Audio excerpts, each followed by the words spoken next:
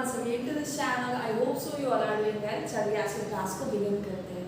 तो आपने previous lecture में पढ़ा था इंटरनल स्ट्रक्चर ऑफ टेस्टिस, तो उसको पहली बार रिवाइज करते हैं क्योंकि उसी से रिलेटेड आज का लेक्चर है, क्योंकि वहाँ पे हम लोगों ने जाना था सेमिनिफेरस ट्यूब्यूल के स्ट्रक्चर में। तो पहले उस डायग्राम को हम लोग रिवाइज करते हैं। आई होप सो आपने एक बार रिवाइज करके आया होगा, है ना। तो चलिए, कुछ ऐसा स्ट्रक्चर था, आपको याद आ रहा होगा, है ना। ये वाली जो स्ट्रक्चर थी ये थी टेस्टिकुलर लोब्यूल्स, क्लियर। ये वाला स्ट्रक्चर था tunica albuginea. I hope so आपने रिकॉल करके रखा है। The outer covering is called tunica albuginea and it divides into 250 compartments, that is testicular lobules. And इसके अंदर क्या था, एक टेस्टिकुलर लोब्यूल्स यानी कि एक कंपार्टमेंट्स के अंदर 3 सेमिनिफेरस ट्यूब्यूल, 1 2 3 सेमिनिफेरस ट्यूब्यूल थे, क्लियर। तो यहाँ पे क्या था, सेमिनिफेरस ट्यूब्यूल, है ना। तो आज हम लोग को जानना है detail structure about seminiferous tubule.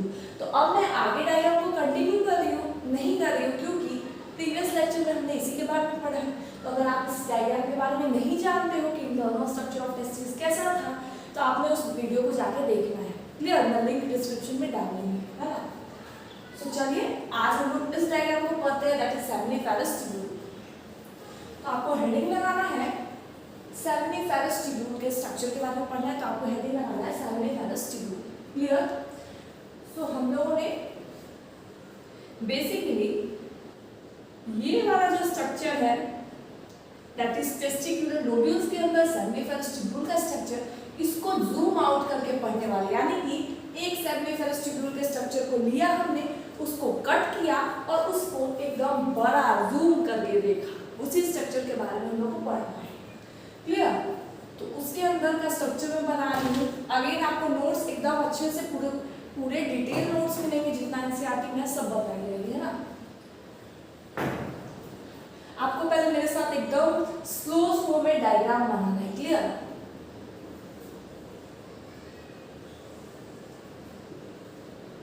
इस डायग्राम में सिर्फ सर्कल स्क्वायर ही बनाना है, ज्यादा कुछ दिमाग लगाने की जरूरत नहीं है ना।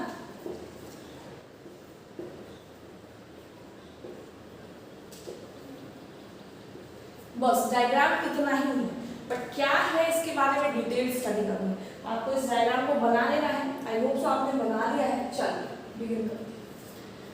सो इसको लेबल करना है ब्लड वेसल्स, है ना, क्लियर। और ये जो खाली स्पेस दिख रहा है बीच बीच में, जहाँ पे कोई भी चीजें लोकेटेड नहीं है, उसको हम लोगों ने नाम दिया इंटरस्टिशियल स्पेस, क्लियर। इसको हम लोगों ने नाम दिया इंटरस्टिशियल स्पेस, यानी कि खाली जगह, क्लियर। और इसके अंदर जो छोटे छोटे सेल्स पाए जाते हैं, इसको हम लोग क्या नाम देंगे, इंटरस्टिशियल सेल्स, क्लियर, है ना। तो इसका नाम क्या लिखना है, इंटरस्टिशियल सेल्स, क्लियर हुआ है इतना चीज है। इसके बाद आता है एक स्ट्रक्चर, थोड़ा सा गोल बना के उसको डेकोरेट कर देना है, तो वो हो जाएगा स्पर्मेटोगोनिया। क्या हो जाएगा, स्पर्मेटोगोनिया, जिसको डिटेल स्ट्रक्चर इसके बारे में हम लोग को पढ़ना है। स्पर्मेटोजेनेसिस एक पूरा टॉपिक है, clear, that is male germ cell spermatogonia, है ना। यहाँ पे आता है आपका नर्स सेल, जैसे कि डॉक्टर्स लोग के साथ क्या होता है, नर्स होती है हेल्प करने के लिए उनके साथ, वैसे ही क्या होता है, स्पर्म को नरिशमेंट कौन प्रोवाइड करेगा, तो वो क्या होता है, नर्स की तरफ एक्ट करती है, क्लियर, जिसको हम लोगों ने नाम दिया सर्टोली सेल्स। इसका सर्टोली सेल्स का पूरा रोल नर्स से मिलता जुलता है, जो काम नर्स करती है वो काम सर्टोली सेल्स करता है, यानी कि सर्टोली सेल्स को आप एक अनदर वर्ड में लिख सकते हो, नर्स सेल, है ना। तो इतनी चीजें क्लियर हो गई होगी। इसमें बीच में आता है एक इम्यूनो कॉम्पिटेंट सेल, आपको 2 बार रिपीट करना है मेरे साथ, इम्यूनो कॉम्पिटेंट सेल। अब इसका वर्ड का मतलब ही है इम्यूनो, है ना। पहले आपको लेवल करना है, क्या है, इम्यूनो कॉम्पिटेंट सेल्स। अब मान लो स्पर्म बन रहा है, तो उसको ऐसा तो नहीं है कि बस स्पर्म बन रहा है और आगे जाकर उसकी मौत हो जानी है, ऐसा तो नहीं है, क्लियर। उसको नरिशमेंट चाहिए, चाहिए, फाइट करने के लिए एबिलिटी चाहिए, इम्यूनिटी चाहिए, है ना। बेसिकली ओवरऑल इम्यूनिटी वर्ड है, इसीलिए इसके पास होते हैं इम्यूनो कॉम्पिटेंट सेल्स जो प्रोवाइड करते हैं कॉन्स्टेंटली इम्यूनिटी। क्लियर। इतनी चीजें आपको हाई होप सो लोकेट कर रखी होगी, है ना। आप पहले इतनी चीजों को लोकेट करो, फिर मैं और छोटी छोटी बातें बताती हूँ, फिर मैं पूरे सीक्वेंस में आपको लिखवा देती हूँ, है ना। अब एक दो चीजें क्या करनी है आपको, डायग्राम के साथ साथ कुछ चीजें ऐड करके चलनी है। क्लियर। सेमिनिफरस ट्यूब्यूल यहाँ पे लिखना है, it is lined by two types of sales.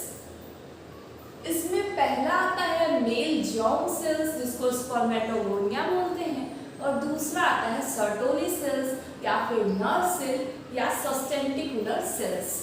तो क्या लिखना है, पहला आता है male germ cell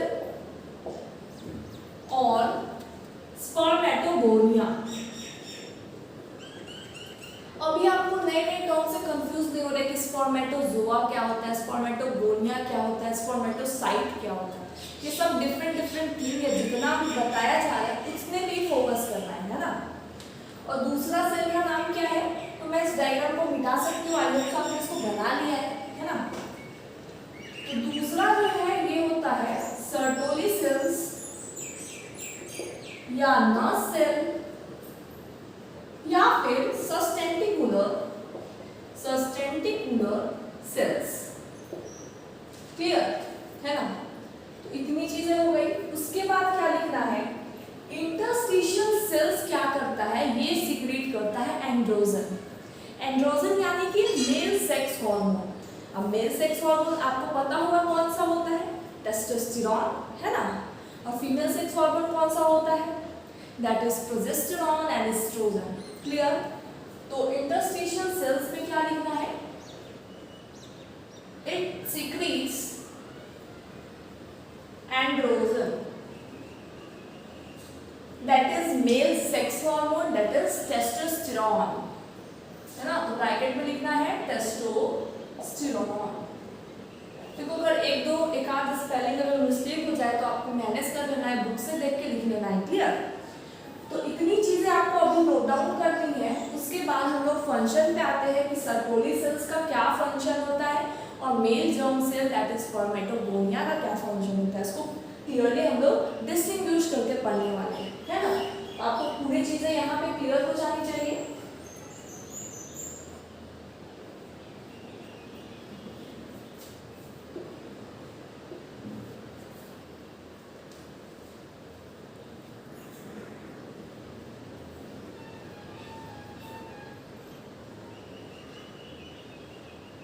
so I hope so आपने इसको मेंशन कर लिया है। अब आपको क्या लगाना है, हेडिंग। अब मैंने आपको लिखवा दिया कि seminiferous tubule is lined by two type of cell, male germ cell that is spermatogonia and Sertoli cells. तो अब हम लोग किस चीज के बारे में पढ़ेंगे, mail germ sales that is spermatogonia.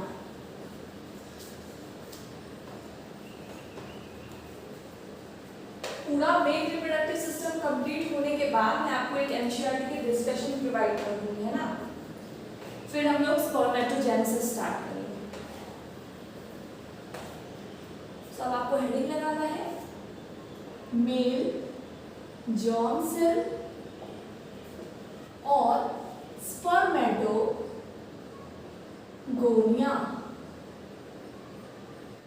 अब सारी चीजों को आपको पॉइंट वाइज मेंशन करनी है, बहुत बड़ा बड़ा पैराग्राफ नहीं बनाना है, सिर्फ जो रेलेवेंट पॉइंट्स होंगे उसको दिखा दूंगी मैं, उसको ही आपको नोट डाउन करना है और कई बार रिवाइज करते जाना है। तो मेल जर्म सेल्स स्पर्मेटोगोनिया क्या होता है, मेल जर्म सेल्स स्पर्मेटोगोनिया ये कंटिन्यूअसली इसमें क्या होता है, डिवीजन होता है। अब डिवीजन दो टाइप से होता है, meiotic and meiosis. Clear.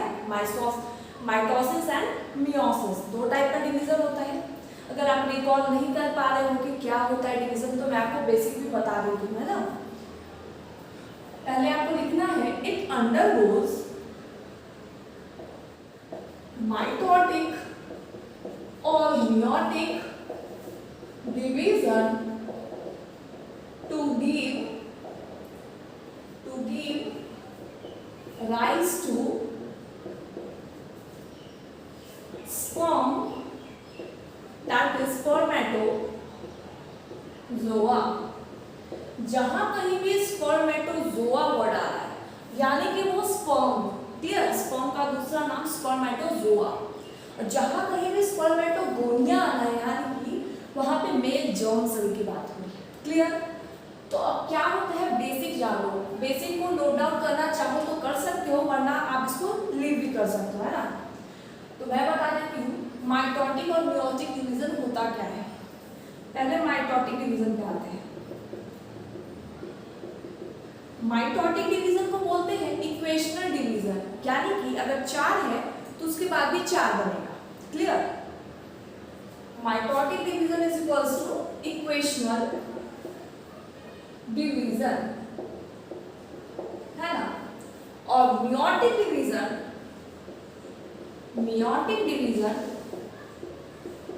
Is equal to reductional division.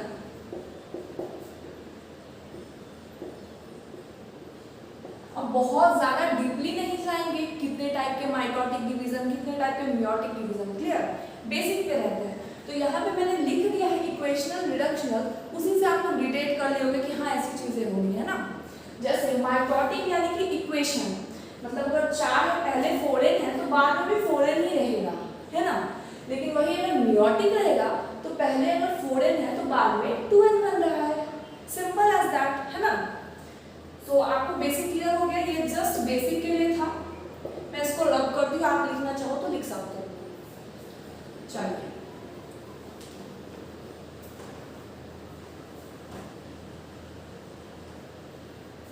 अब आते हैं दूसरा। अब कहाँ पे होता है स्पर्म, तो स्पर्म जो होता है that is give rise to sperm. तो ये जो स्पर्म बन रहा है ये सेमिनिफेरस ट्यूब्यूल के ल्यूमन वाले पार्ट में होता है। Sperm is located at the lumen of seminiferous tubule. अब कोई बच्चे को ऐसा तो नहीं कि इतना ज्यादा टॉपिक पढ़ लिया और बाद में बोल दो कि सेमिनिफेरस ट्यूब्यूल का स्ट्रक्चर कैसा था, ऐसा तो नहीं है ना। सेमिनिफेरस ट्यूब्यूल का स्ट्रक्चर मैंने स्टार्टिंग में आपको पूरे अच्छे से विजुअलाइज करा दिया कि क्या स्ट्रक्चर के बारे में हम लोग पढ़ रहे हैं, क्लियर। तो 2 पॉइंट्स क्लियर हुआ। पहला क्या है कि मेल जर्म सेल्स स्पर्मेटोगोनिया वो कंटिन्यूअसली डिवाइड करते जाते हैं माइटोटिक, मियोसिस, और उसके बाद बनाते हैं स्पर्म, जिसको हम लोग स्पर्मेटोजोआ बोलते हैं। और ये लोकेटेड कहाँ पे होता है, तो सेमिनिफेरस ट्यूब्यूल के ल्यूमेन वाले पार्ट में होता है लोकेटेड, क्लियर। तो आपको इतना नोट डाउन करना है। फिर हम लोग दूसरे पे आते हैं, दैट इज सर्टोली सेल्स। आप हेडिंग लगा लो, फिर मैं इसको रब करके आपको अच्छे से पढ़ाती हूँ, है ना। सर्टोली सेल्स या फिर नर्व सेल। अब नर्व सेल क्यों बोला जाता है, आपको आंसर करना है कि नर्व सेल्स का नाम क्यों पड़ा, क्लियर। या फिर सस्टेंटिकुलर सेल्स, आप इतना नोट डाउन कर लो, फिर मैं इसको रब करती हूँ, फिर फंक्शन बताती हूँ सर्टोली सेल्स की। सो मैं अब इसको रब करती हूँ, आई होप सो आपने इसको लिख लिया है। अब आते हैं सेकंड टॉपिक पे, सर्टोली सेल्स।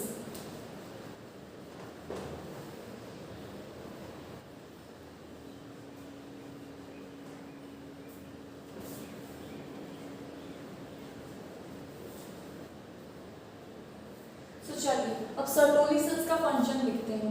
पॉइंट वाइज यहाँ पे भी आएगा। पहला आएगा, ये क्या करता है, क्योंकि नर्व सेल है तो नरिशमेंट प्रोवाइड करेगा, क्लियर। पहला पॉइंट तो हमको ऐसे ही मिल गया। It provides nourishment to the developing sperm। पहला क्या करता है, ये प्रोवाइड करता है nourishment to the developing sperm. अब दूसरा आते हैं, ये क्या करता है, ये एबीपी को सिक्रीट करता है। अब कई बच्चे सोचेंगे एबीपी न्यूज जो अभी बहुत ट्रेंडिंग में चल रहा है ना एनटीए लीग को लेके, बट ऐसा कुछ नहीं है। एबीपी यानी कि androgen binding proteins, it secretes ABP यानी कि androgen binding proteins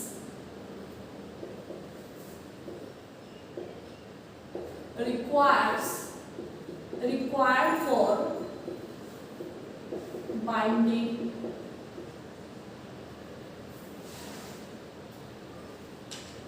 the sperm, required for binding the androgen. It secrete androgen binding protein. Androgen binding protein क्यों secrete किया जाता? For binding the androgen. Clear? अब third point पे आते हैं। It secrete SMF. अब SMF का फुल फॉर्म क्या है? Sperm maturation factor, यानी कि स्पर्म मैच्योरेशन फैक्टर क्यों सीक्रेट किया जाता है? ताकि स्पर्म की मैच्योरिटी में हेल्प हो सके, हेल्प है ना। It secrets sperm maturation factor which helps in manufacture maturation of sperm. Clear हो गया 3 पॉइंट। अब 4th पॉइंट पे आते हैं। ये फैगोसाइटोसिस का भी काम करता है। और फैगोसाइटोसिस का मतलब क्या होता है? यानी कि कोई भी चीज एक्सेस है या बेकार है तो उसको पकड़ के खा जाना। इस प्रोसेस को क्या बोलते हैं? फैगोसिटिक। क्लियर? फैगोसाइटोसिस इस प्रोसेस को बोलते हैं और जो ऑर्गेनिज्म इसको ऐसे पकड़ के खाता है उसको फैगोसिटिक ऑर्गेनिज्म बोलते हैं। क्लियर? तो क्या लिखेंगे? इट हेल्प्स इन, इसके अब ये बच्चे को कंफ्यूजन नहीं होना चाहिए कि पूरा प्रॉपर्टीज पढ़ लिए, पूरा फंक्शन पढ़ लिए, अब हेडिंग की पता नहीं कि किस चीज की बात हो रही है। तो यहाँ पे मैं पहले ही बता रही हूँ ये सर्टोली सेल्स की बात हो रही है ना। It helps in phagocytosis of excess cytoplasm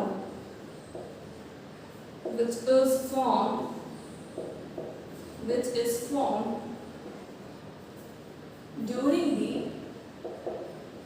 formation of sperm from spermatid। अब 4th पॉइंट अभी मैंने आपको डिस्क्राइब ही नहीं करा है। क्लियर? बस फैगोसाइटोसिस वर्ड मैंने डिस्क्राइब करा। अब मैं इस प्रोसेस को डिस्क्राइब करती हूँ। क्लियर?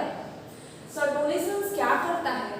तो ये करता है कि अगर एक्सेस साइटोप्लाज्म फॉर्म हो जाता है during the formation of sperm, sperm से पहले एक स्ट्रक्चर बनता है दैट इज स्पर्मेटिड, जो कि नेक्स्ट टॉपिक स्पर्मेटोजेनेसिस वाले में पूरा डिस्क्राइब है ना।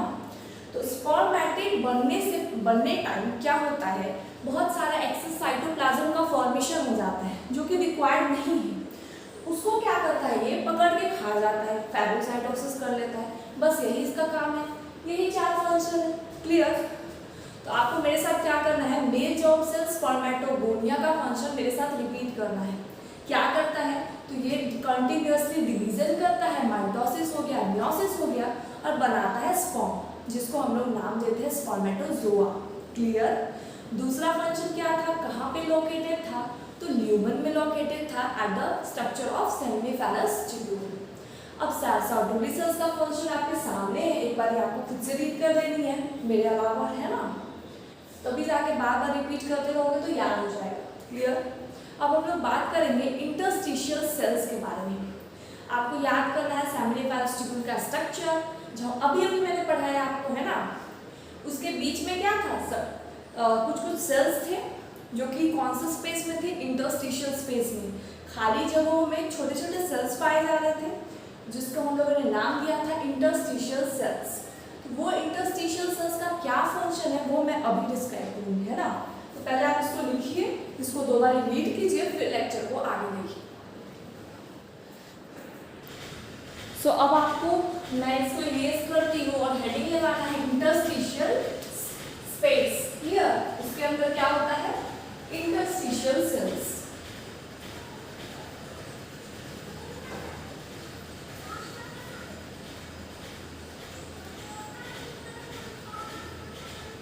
तो हेडिंग लगाना है इंटरस्टिशियल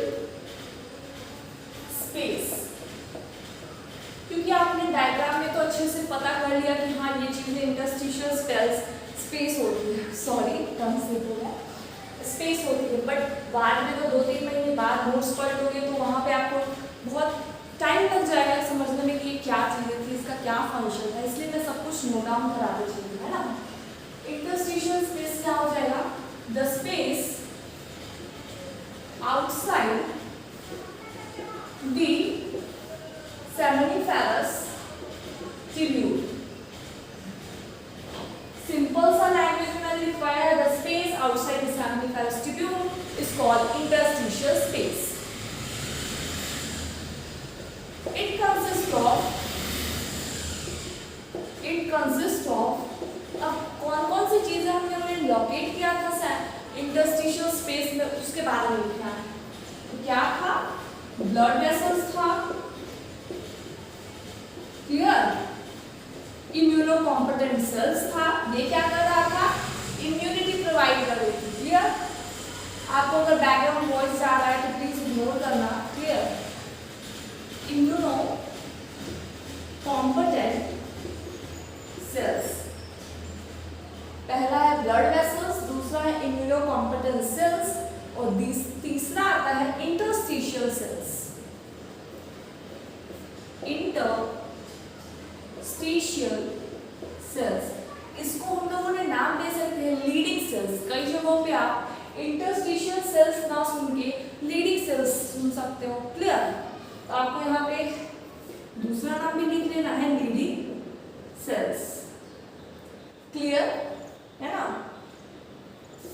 इम्यूनो कॉम्पिटेंट सेल्स में आप WBC लिख सकते हो। तो ये सारी चीजें छोटे छोटे पॉइंट्स थे, बट अगेन ये बहुत इंपॉर्टेंट है तो आपको नोट डाउन करना है। तो हमारा यहाँ पे सेमिनिफेरस ट्यूब्यूल का स्ट्रक्चर कंप्लीट होता है। अब हम लोग आते हैं मेल एक्सेसरी ग्लैंड्स। आपको याद करना है, मैंने फर्स्ट लेक्चर में बताया था मेल एक्सेसरी ग्लैंड्स के अंदर कौन कौन से ग्लैंड्स आते हैं। That is prostate gland, bulbourethral gland या फिर कूपर्स ग्लैंड एंड तीसरा सेमाइनल वेसिकल। क्लियर हो रहा है? और दो चीजें आपकी बच गई है, दैट इज एपिडिडाइमिस कौन सा साइड लोकेटेड होता है, पोस्टीरियर साइड होता है कि एंटीरियर साइड होता है, उसको भी मैं लास्ट क्लास तक लिखवा दूंगी, क्लियर? फिर आपका कुछ भी नहीं छूटेगा। अगर एक आध पॉइंट मिस आउट हो जाएगा तो मैं एनसीईआरटी के साथ कवर करा दूंगी, है ना। तो आप इसको लिख लो, फिर मैं आपको मेल एक्सेसरी ग्लैंड्स पढ़ाती हूँ। सो अब आपको हेडिंग लगाना है मेल एक्सेसरी ग्लैंड्स।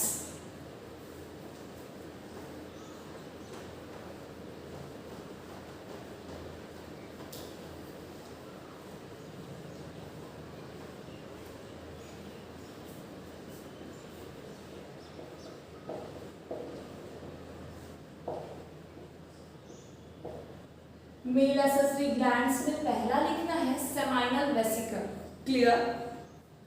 पहला क्या लिखना है? Seminal vesicle. दूसरा क्या लिखना है? Prostate gland. तीसरा क्या लिखना है? Bulbo urethral gland. इसका दूसरा नाम क्या है? पहले मेरे से पहले आपको आंसर करना है, बल्बोयूरेथ्रल ग्लैंड या फिर कूपर्स ग्लैंड।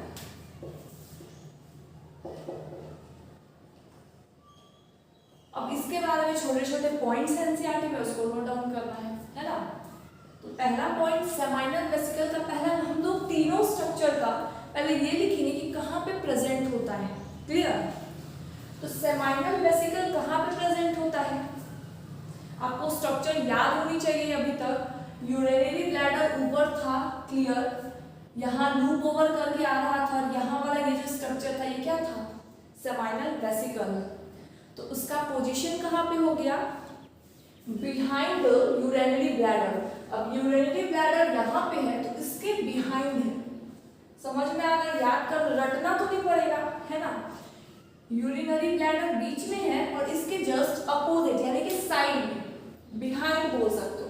तो behind the urinary bladder. Clear हो गया? अब प्रोस्टेट ग्लैंड कहाँ पे लोकेटेड था आपको याद होना चाहिए। नीचे वाला जो स्ट्रक्चर था, जो मैंने बोला था कि ये सिंगल होता है, बट दिखने में आपको लगेगा कि ये पेयर्ड स्ट्रक्चर है, दो है, बट ऐसा होता नहीं है। क्लियर? ये कहाँ पे था? तो बिलो था। यूरिनरी ब्लैडर यहाँ पे है तो ये उसके नीचे था। तो क्या लिखेंगे? Below the. अगर आपको डायग्राम क्लियर है तो ये पॉइंट्स आप खुद से लिख सकते हो, लेकिन अगर क्लियर नहीं होगा तो फिर इसको याद करना पड़ेगा। Clear? Below the urinary bladder. अब तीसरा है बल्बोयूरेथ्रल ग्लैंड या फिर कूपर्स ग्लैंड। ये कहाँ पे प्रेजेंट था? तो आपको याद आ रहा है यूरेथ्रा मैंने बनाया था, तो यूरेथ्रा के साइड में प्रेजेंट था। अगर आपको याद नहीं आ रहा, आपको नोट्स पीछे पलटना है और देखना है ना। क्या लिखेंगे? Side of urethra. So seminal vesicle कहाँ पे प्रेजेंट है? तो वो प्रेजेंट है behind the urinary bladder, prostate gland below the urinary bladder, and bulbourethral gland कहाँ पे प्रेजेंट था? तो यूरेथ्रा के साइड में। क्लियर? अब दूसरा पॉइंट लिखेंगे। दूसरा पॉइंट क्या होगा? कितना परसेंट इसका सिक्रीशन होता है? तो सेमाइनल वेसिकल का सबसे ज्यादा सिक्रीशन होता है, यानी कि it contributes 60 to 70% of its secretion। मतलब 60 to 70% सिर्फ अकेला सेमाइनल वेसिकल सिक्रीट कर रहा है, तो बाकी का आप जान सकते हो। अब कितना परसेंट बचा है? 30 to 40, है ना। तो प्रोस्टेट ग्लैंड कितना सिक्रीट करता है? It contributes 20 to 25% of its secretion। अब लास्ट का आप भी खुद से लिख सकते हो। It contributes 5 to 10% of its secretion। So I hope so आपने इतना पॉइंट को मेंशन कर लिया है और आपको समझ में आ गया है क्लियरली, है ना। अब लास्ट पॉइंट ऐड करना है, दैट इज, अब मैं ये पूछती हूँ आपसे, कौन सा सिंगल है और कौन सा पेयर्ड है। अब क्वेश्चन बताओ, प्रोस्टेट ग्लैंड सिंगल था कि पेयर्ड था? मैं कई बार बोल चुकी हूँ ये सिंगल ग्लैंड है ना। प्रोस्टेट ग्लैंड हमेशा एक ही प्रेजेंट होता है। क्लियर? बस वो दिखने में लगता है कि वो पेयर्ड है। ये क्या हो जाएगा? सिंगल। लेकिन अगर बल्बोयूरेथ्रल ग्लैंड की बात करो तो ये क्या होता है? Paired. And third seminal vesicle, ये भी क्या होता है? पेयर्ड। तो तीन पॉइंट्स आपको याद रखने होंगे इसके बारे में। फिर छोटा मोटा पॉइंट और बाकी है, मैं उसको बताती हूँ। तो मैं इसको रब करती हूँ। क्लियर? आपने लिखना है तो आप लिख लीजिए तब तक।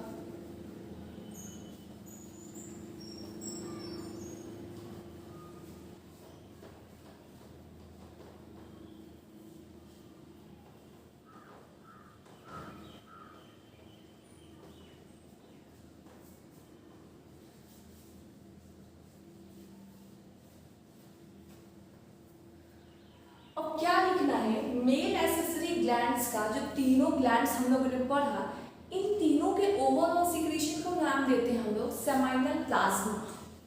क्या नाम देते हैं? तो लिखो, the overall secretion of accessory glands.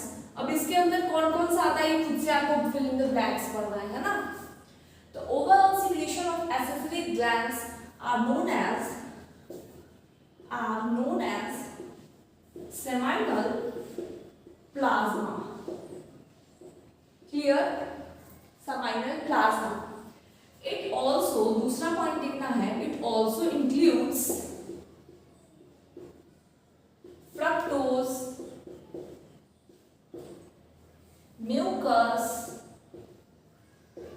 Ca2 plus ions, prostaglandins. Clear? तो overall secretion of accessory glands को हम लोगों ने एक नया नाम दे दिया, क्योंकि देखो दुनिया में हर कुछ का नया नाम है, तो इसको भी एक नया नाम दे देते हैं। इसका नाम क्या हो गया? सेमाइनल प्लाज्मा, है ना। अब सेमाइनल प्लाज्मा में आप फ्रक्टोज भी देख सकते हो, म्यूकस भी देख सकते हो, Ca2 प्लस आयंस भी देख सकते हो। क्लियर? अब मैं ये बताती हूँ सीमेन क्या होता है। क्लियर? तो मैं इसको रब करती हूँ। आपने आई होप सो लिख लिया है, अगर नहीं लिखा है तो वीडियो को पीछे करके लिख सकते हो। जानते हैं सीमेन होता क्या है?